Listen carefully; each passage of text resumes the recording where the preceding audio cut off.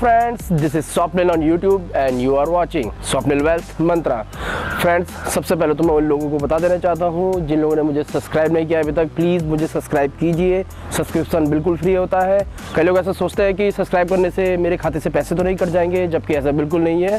Subscription बिल्कुल free होता है। ये वैसा ही है जैसे फेसबुक में फ्रेंड बनाना। तो आप नीचे लाल बटन जो मेरी वीडियो के नीचे है दिख रहा है, वहाँ पे क्लिक कीजिए, आप सब्सक्राइब हो जाएंगे। सब्सक्राइब करने का मतलब होता है कि जब मैं YouTube में कोई नई वीडियो अपलोड करूंगा तो वो सबसे पहले मेरे सब्सक्राइबर्स के पास पहुंच जाएगी और वो उसे देख सकते हैं। वीडियो में आगे बढ़ने से पहले मैं आपको इस वीडियो में बताना चाहता हूं कि मैंने ये चैनल क्यों क्रिएट किया है, जो मैंने किसी वीडियो में नहीं बताया है। हमारा देश एक विकासशील देश है जिसमें कई तरीके के लोग होते हैं। कुछ ने सही जगह पैसा लगाया है, कुछ मार्केट के सही जानकार होते हैं, IPO, म्यूचुअल फंड और जितने भी इन्वेस्टमेंट टूल्स है वो सब जानते हैं। लेकिन उन लोगों का क्या, जो कुछ भी नहीं जानते, जिन्हें पता नहीं है कि मार्केट में क्या हो रहा है और वो लोग गलत जगह पैसा लगा रहे हैं या लगाने वाले हैं, तो मैं उन लोगों को रोकूंगा, उनको अपने चैनल के थ्रू बताऊंगा कि आपको कहाँ पे पैसा लगाना है, क्यों लगाना है और आप लोगों के लिए क्या अच्छा है। ये सब मैं आपको अपने चैनल के थ्रू बताऊंगा। बस दोस्तों, थोड़ी सी समझ की ज़रूरत है। आपको थोड़ा सा जी बिजनेस और CNBC जैसे चैनल देखने हैं और मेरे जो वीडियोज़ हैं उनको देखना है। आप भी सब कुछ जान पाएंगे मार्केट में कैसे काम करना है। तो आज हम बात करने वाले हैं कि अगर आपको 1 लाख रुपए दे दी जाए तो आप उसे कैसे इन्वेस्ट करेंगे, कहाँ इन्वेस्ट करेंगे, इसे हम एक एग्जांपल के थ्रू जानेंगे। जिसमें एक लड़का होगा मोंटू और एक लड़की होगी रानी। और मोंटू थोड़ा बाजार का कम जानकार है, उसे कम पता है कि पैसे कहाँ लगाने हैं, जबकि रानी एक इंटेलिजेंट लड़की है, काफ़ी इन चीज़ों के बारे में जानती है। तो हम इसे एक एग्जाम्पल के थ्रू देखेंगे। ओके, मोंटू और रानी बहुत अच्छे दोस्त होते हैं। उनके घर वाले उन्हें 1 लाख रुपए देते हैं और बोलते हैं कि जाओ इन पैसों को 5 जगह लगाओ और मुनाफा कमाओ।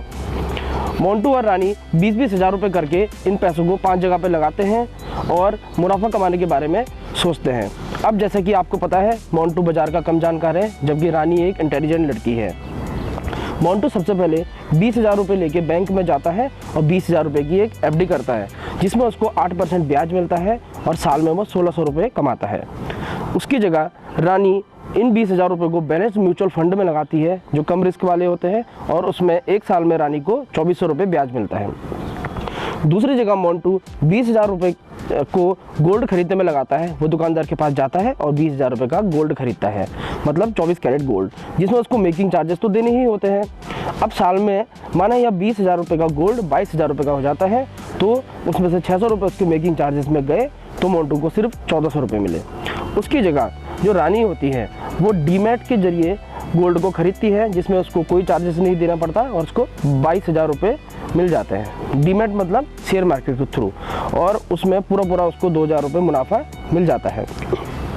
तीसरी बार मोंटू 20 हज़ार रुपये से एक LIC खरीदता है। वो LIC एजेंट के पास जाता है। मोंटू को LIC के बारे में नहीं पता है, LIC कैसी है, इसमें कौन सी LIC खरीदनी चाहिए। तो एजेंट क्या करता है, उसे एक LIC देता है और इसमें उसको 8 से 9% का ब्याज मिलता है, जो अच्छा नहीं है। और उसमें जो लाइफ कवर है उसको 20 लाख तक का एक लाइफ कवर मिल जाता है।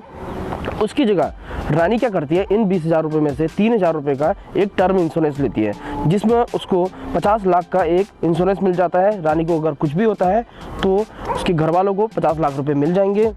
और जो बाकी 17 हज़ार रुपये हैं वो उससे PPF पब्लिक प्रोविडेंट फंड में लगा देती है, जिसमें 8% उसको ब्याज मिलता है और वो सिर्फ 15 साल के लिए होता है। इसमें जो मोंटू है उसको काफ़ी लंबे टाइम बाद रिटर्न मिलने वाला है, कम से कम 25 से 30 साल बाद। लेकिन रानी को 15 साल में ही रिटर्न मिलेगा और साथ में उसको 7 साल बाद उसको विड्रॉ भी कर सकती है।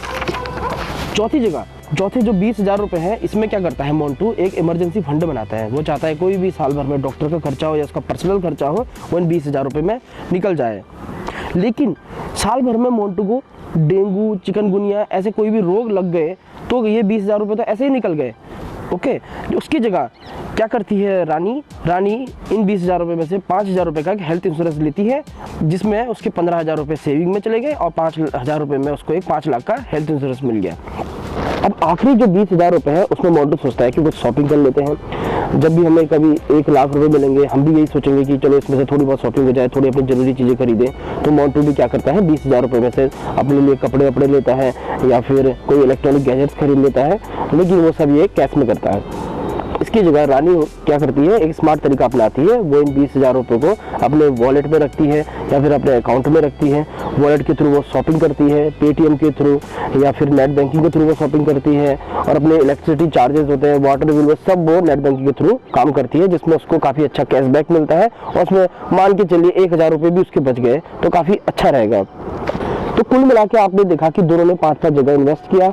इसमें से जो मोंटू होता है वो 3,000 रुपये तक का उसको फायदा मिलता है, और लंबे टाइम का उसने निवेश करा है जो काफ़ी टाइम बाद उसको फायदा देगा। साथ में उसको अगर बीच में कोई बीमारी हो गई तो वहाँ पर उसको लॉस हो जाएगा। उसकी जगह रानी को 2,400, 2,000, 1,500 करके उसको काफ़ी अच्छा फायदा मिला, साथ में कैशबैक मिला, और उसने हेल्थ इंश्योरेंस भी लिया। काफ़ी अच्छे तरीके अपनाए। आप खुद ही कंपेयर कर सकते हैं कि इन दोनों में क्या अंतर है, कहाँ पे आपको इन्वेस्ट करना चाहिए। आप इन तरीकों को अपना सकते हैं जिसमें आप भी फायदा उठाएं। तो देखा दोस्तों आपने कि 1 लाख रुपए आपको कैसे इन्वेस्ट करने हैं। आई होप आप इस वीडियो के थ्रू समझ चुके होंगे कि 1 लाख रुपए आपको कहाँ लगाने हैं। अब knowledge mantra of the week. आपने policybazaar.com नाम सुना है एक। आप सोच रहे हैं कि मुझे टर्म इंश्योरेंस किस कंपनी से लेना चाहिए, लाइफ इंश्योरेंस कहाँ से लेना चाहिए, हेल्थ इंश्योरेंस कहाँ से लेना चाहिए। तो आपको कुछ नहीं करना, policybazaar.com में जाना है, वहाँ पे अपना कवर डालना है, अपनी एज डालनी है, आपको कितना कवर चाहिए, और आपको वो अपना प्रीमियम बता देगा, अलग अलग कंपनीज का प्रीमियम बता देगा आपको कितना पड़ेगा। तो जिसके थ्रू आप समझ पाएंगे कि आपको कहाँ से सही पड़ेगा, किस कंपनी के थ्रू आपको ज़्यादा सही पड़ेगा। तो प्लीज़ मेरे इस वीडियो को सब्सक्राइब कीजिए, लाइक कीजिए और शेयर कीजिए।